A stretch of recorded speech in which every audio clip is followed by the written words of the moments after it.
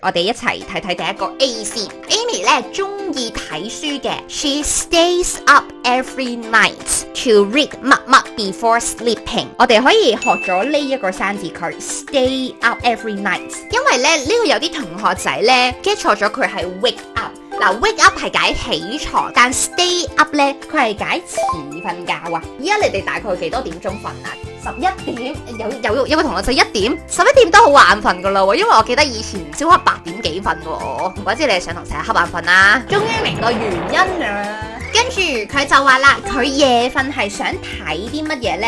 嗱，咁呢度話明係閱讀啊嘛，咁所以呢個應該冇乜特別啦，就係 to read books。細個呢瞓覺之前呢，我嗰部電話要數起個 locker，因為呢就唔可以夜晚偷偷地篤手機。不過呢，蔡 Miss 都做過壞學生，你知唔知我嗰時點樣破解呢一樣嘢？我係呢偷偷地準備咗第2部手機，就將一部手機擺落 locker，跟住就好早去瞓，跟住呢就喺個床下底度攞第2部手機出嚟。所以咧，蔡 Miss 都係做過呢啲嘢嘅。